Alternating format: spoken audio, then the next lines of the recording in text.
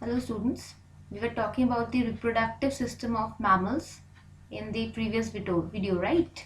So what we saw is the human reproductive system, and the first part was about the male reproductive system, right?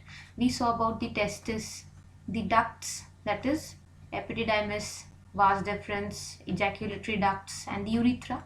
We saw about the accessory sex glands, the scrotum and the penis, right? We talked about all this, right? Then we saw what is the function of the scrotum. There's the raphe, which is a scrotal septum. Then there's the dartos muscle, the cremator muscle. We saw about all this, and then we saw about the function of the scrotum, right? We talked about this function of the scrotum. What it does is location of the scrotum and the contraction of its muscle fiber regulate the temperature of the testis. So for production of sperm at a moderate temperature, okay, at a moderate temperature. So the temperature of the scrotum is a little bit less than the body temperature, the normal body temperature, okay. Then we saw about the cremator and the dartos muscle functions. Let's move on. And then we saw about the testis, right? What is the function of the testis? We saw that about the tunica vaginalis, tunica albuginea, the lobules, the seminiferous tubules. Main function is production of sperm. Very important, right? Within the seminiferous tubules, the sperm production takes place. Okay. So the seminiferous tubules we saw, it is made up of two types of cells, spermatogenic cells and the Sertoli cells, right? Then we talked about the efferent duct, the retetestis, the epididymis and the vas deferens. So basically what happens is the sperms are produced in the seminiferous tubules, then they are via the retetestis, they are delivered to the efferent duct. Efferent duct then moves them to the epididymis. From the epididymis they pass on to the vas deferens, and from the vas deferens they pass on to the ejaculatory duct, to the urethra, to the penis, and then out of the body or into the vagina, right? So this is the full course of the sperm along with the semen. Okay, so then we saw the sagittal section of the testis, the epididymis, the efferent ductules, the tunica albuginea, the septum, the body of the epididymis, the tail of the epididymis. We saw all this. This is a very nice diagram, right? It helps you understand, right? Then we talked about the accessory glands, that is the seminal vesicle, the prostate, and prostate releases a antibiotic, right? Seminal plasmin. You need to remember this. I told you it is an important thing. Okay, and this seminal vesicle, the prostate and the bulbourethral glands together, this release semen, right, which nourishes the sperm. I told you, semen, the bulbourethral glands, then the ejaculatory duct and ejaculation. I told you, once the sperm cells are produced in the testis and accumulate in the epididymis, they rely on the vas deferens and ejaculatory duct to propel them into the urethra and out of the penis. So this is what is the function of the ejaculatory duct. Then we saw about the penis, right? The body of the penis, the glans penis, the root of the penis, and basically contains the urethra. Urethra is the excretory organ, right? Excretory organ.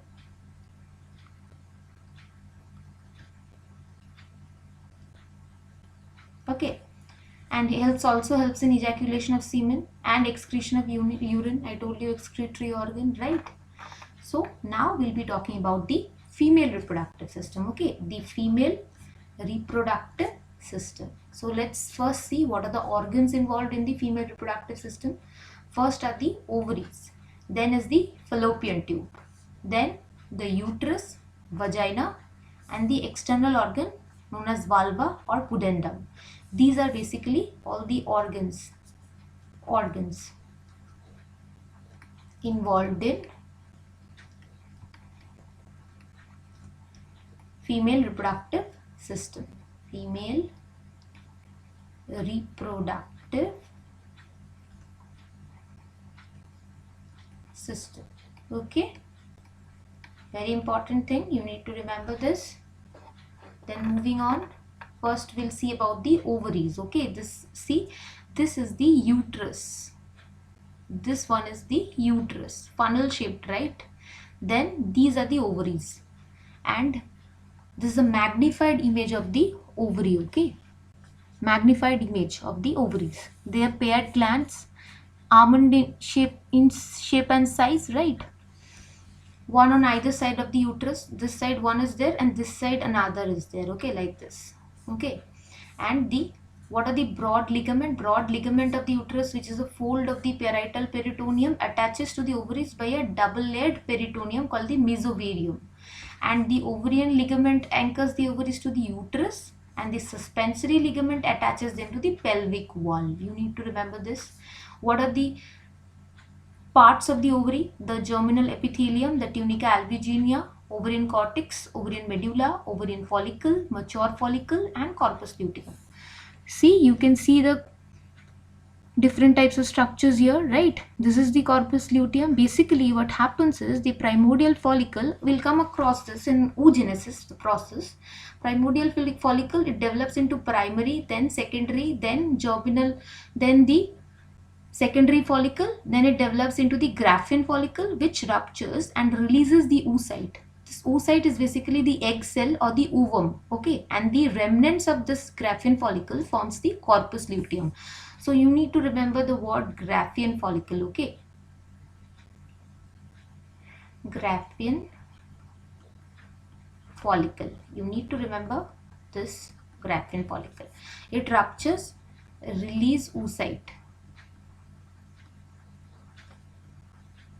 Okay, the Graafian follicle releases the oocyte. So the corpus luteum then transforms into the corpus albicans. This is the full process. Okay, what happens? See, here is the germinal epithelium. Okay, and this diagram is very clear, right? So let's move on. Okay, let's talk about the uterine tube or the fallopian tube now. So females have two uterine tubes, right? See, this one is one uterine tube and this is the other uterine tube. Okay, the tubes, which measure about 10 centimeter long, lie within the folds of the broad ligaments of the uterus. The funnel shaped portion of each tube is called the infundibulum. You can see the infundibulum of the uterine tube here. Then this is the fimbriae. They are the finger-like projections of the uterine tube. See, fimbriae. Then histologically, the uterine tubes are composed of three layers: mucosa, muscularis, and serosa. So the uterine tube is made up of three layers. You need to remember the names of the layers. Okay, and what is the function of the uterine tube? It provides a route for the sperm to reach ovum and transport secondary oocytes and fertilized ova from the ovaries to the uterus. So basically, it provides a route for the sperm to reach the ovum, and then the ova, via this tube, it goes into the uterus for implantation. That is, after implantation only the baby will grow into an infant, right? The ovum rather will grow into a baby or a child, right? So you need to remember this: the ampulla of the uterine tube, then the isthmus of the uterine tube. These are very important. Fundus of the uterus. You need to remember these names. These are very important. Okay, you will come across these words in the next slide. See, uterus we'll talk about now. Situated between the urinary bladder and the rectum, size and shape of an inverted pear. And subdivisions will be dome-shaped portion superior to the uterine tube called the fundus. I'll again show you the diagram where the fundus is. Tapering central body is the body. Central portion is called the body, and the inferior narrow portion called the cervix. Okay, then cervix opens into the vagina, right? The cervix opens up into the vagina. Then is the isthmus. Between the body of the uterus and the cervix is the isthmus. I told you, you need to remember this name. Then the uterine cavity and the cervical canal. The interior of the body of the uterus is called the uterine cavity, and the interior of the cervix called the cervical canal. Uterus, interior body, uterine cavity, and interior of the cervix, cervical canal. Very easy to understand. So now the uterus also consists of three layers: the perimetrium, the myometrium, and the endometrium. Okay, what is the function now? Uterus serves the part of the pathway for sperm deposited in the vagina to reach the uterine tubes.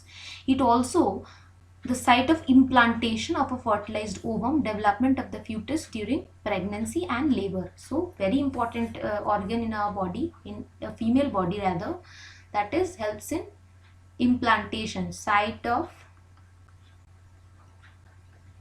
implantation of ovum. Very important thing. Okay, so let's once again see the diagram. Okay, see here, where is the fundus? This is the fundus, this is the isthmus, and this is the infundibulum, right? These are the parts, right? Let's move on. We'll talk about the vagina now. Let's talk about it.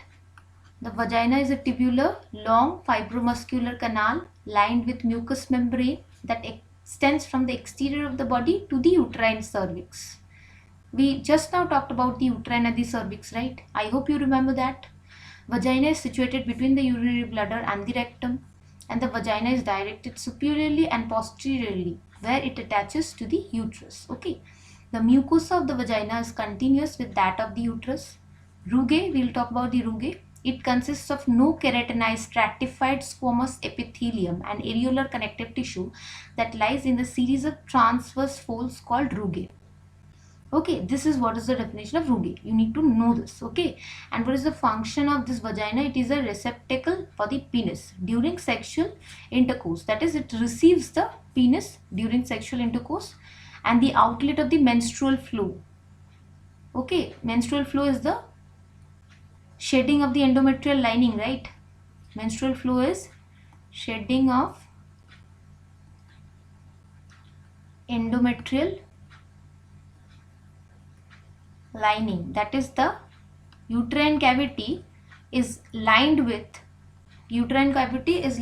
blood vessels for the ovum, fertilized ovum rather, to implant. Okay, and what happens is when fertilization does not occur, the uterine cavity is shed. That is what is called menstrual flow. Okay, and then there is the vulva, okay, or pedundum, refers to the external genitals of the female. Okay, see here, you can see a very magnified image of the vagina. Okay, it is a very magnified image and it is a transverse section, right? Very important. Then now let's move on to the male and the female reproductive organs. Okay, we'll talk about this, the difference between the male and the female reproductive organs. Okay, so testes are the male gonad which are located outside the abdomen in the scrotal sac, first, number one. And ovaries are the female gonad. Testes are male gonad and ovaries are the female gonad, which are located along with all other organs inside the lower abdomen. This is the first difference. Second one will be, there are common urethra through which urine and semen are passed out. So urethra is common for both urine and the semen. Both are passed out through the urethra. Urethra and vagina are two separate openings. Okay, so vagina that receives the penis during sexual intercourse is a separate opening than the urethra. Through the urethra, basically urine passes.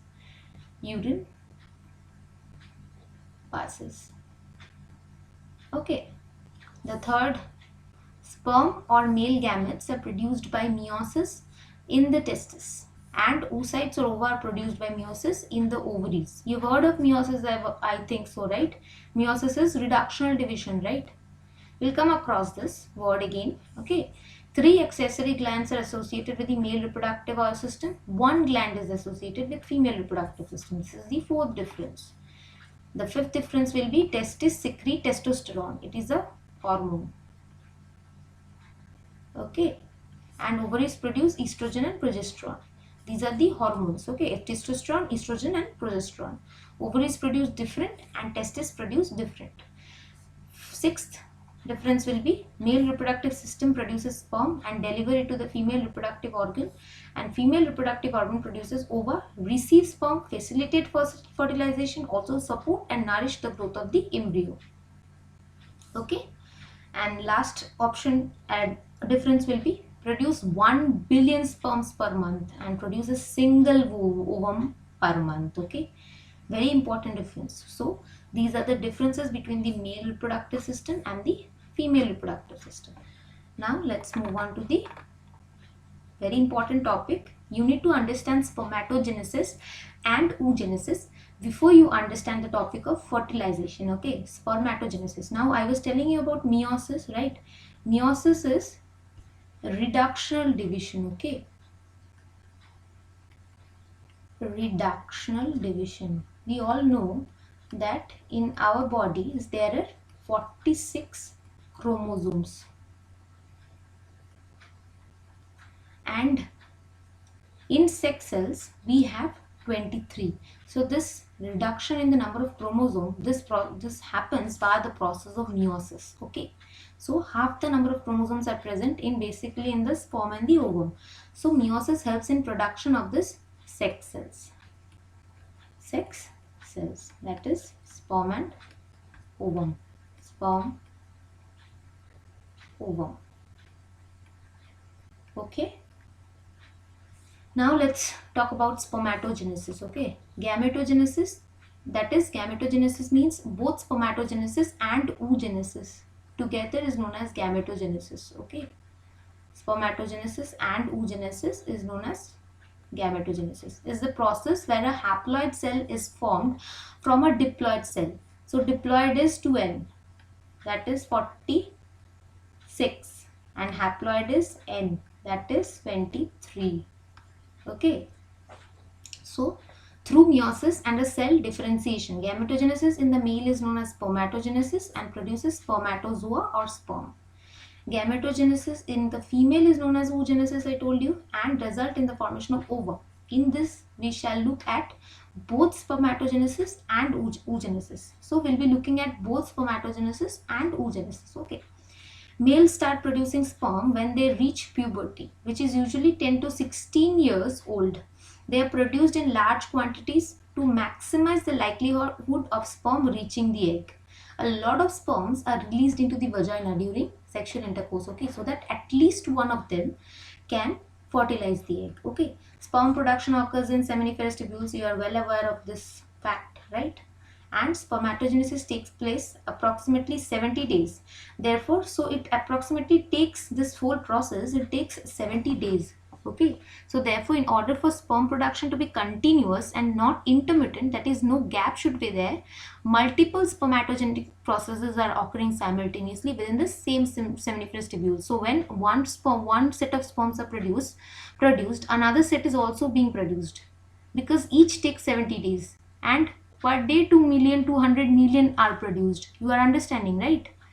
So this is occurring very continuously and not intermittently. So now see in this diagram, okay, this is very important. See, first is the spermatogonium, right? It does mitosis. Now mitosis is equational division, remember this. Meiosis is reductional and mitosis is equational, because equal number of chromosomal cells are produced. Cells containing equal number of chromosomes as the parent cell are produced via mitosis. So see 2n and 2n, this is mitosis, then meiosis nn and 4n. First is primary spermatocyte, then is secondary spermatocyte, then spermatid and sperm. So this is the whole process of spermatogenesis, and you very nicely you need to remember this along with the diagram. It comes in your exams. Okay, moving on to oogenesis. Oogenesis is a little bit critical procedure. Okay, so oogenesis differs from spermatogenesis in that it begins in the fetus prior to birth. Fetus is the child before birth. The zygote, after division, it starts forming the fetus. It is called the fetus. After implantation, zygote is after fertilization, then it forms the fetus, and after birth is the child. Okay. So primordial germ cells which originate in the yolk sac of the embryo move to colonize the cortex of the primordial gonad. That is the primary gonad. That is the gonad which is developing in the fetus. These primordial germ cells, they colonize the cortex of this gonad and replicate by mitosis to peak at approximately 7 million by mid gestation. That is mid pregnancy, that is 4th, 5th or 6th month, the primordial germ cells, they replicate to produce at least 7 million. Okay, so after this, cell death occurs, and it leaves 2 million of the cells which begin meiosis 1 before birth. These are known as primary oocytes. Okay, before birth, these oocytes, this primordial germ cells, they begin meiosis, and they are known as the primary oocytes. The primary oocytes are arranged in the gonads in clusters surrounded by flattened epithelial cells, and these form primordial follicles. Okay, you saw about the primordial follicles, then the primary, then the secondary, then Graafian follicle. The primary oocytes are arrested in the prophase stage of meiosis 1. Which stage you need to remember? Okay, it is a stage of meiosis. Once puberty begins, a number of primary oocytes begin to mature each month, although only one of these reaches full maturation to become an oocyte. Okay, the Graafian follicle releases the oocyte, right? I told you about that. So see here, primary follicle, primordial follicle, then is the primary follicle, then the growth follicle, mature follicle, and here is the ovum, the release of the ovum. Okay, and this is the corpus luteum.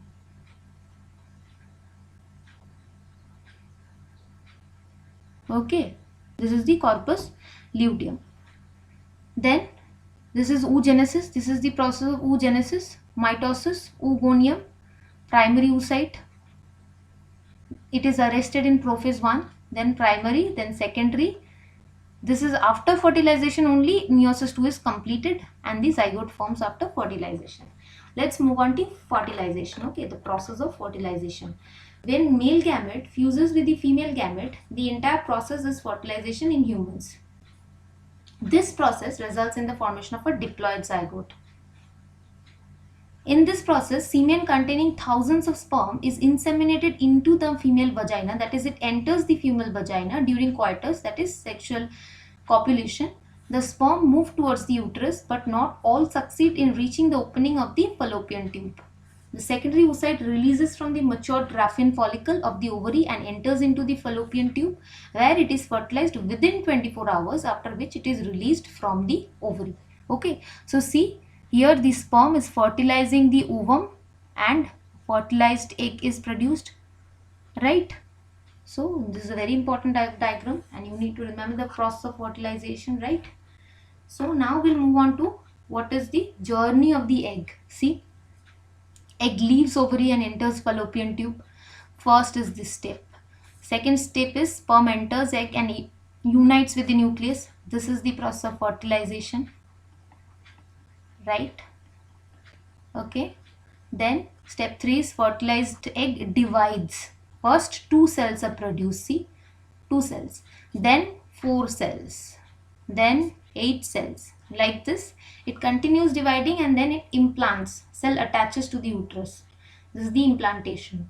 After this, the zygote will grow into a baby, and then the birth of the child will occur. Okay, so we'll see that in a diagrammatic form. Okay, how this happens. See, the first is the fertilized egg. This is human embryonic development and the fetal development. Okay, fertilized egg, first is 2 cell, then 4 cell, then 8 cell, then 16 cell stage, then is the blastocyst.